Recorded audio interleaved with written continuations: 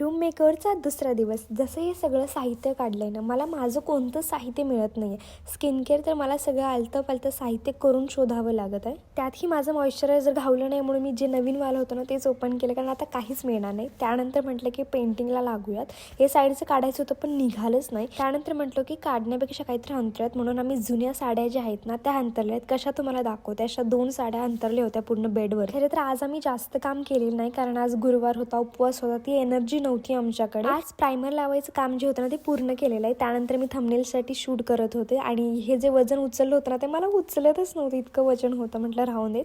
त्यानंतर बेसिन काढल्यानंतरचे तिथलं सिमेंट होतं ना ते आणि फिल केलं व्हाईट सिमेंटने. आणि मग तुम्ही बघू शकता की कशा पद्धतीने मी वर चढून काम करत होते. पुन्हा मी तिथलं काम बंदच केलं. त्यानंतर संध्याकाळच्या टायमिंगला पूजा केली. त्यानंतर जी कथा होती ती म्हटली आम्ही. भूक पण आम्हाला खूप जास्त लागली होती, त्यामुळे पटकन जेवण बनवल्या लगेच जेवण पण खाऊन घेतलं.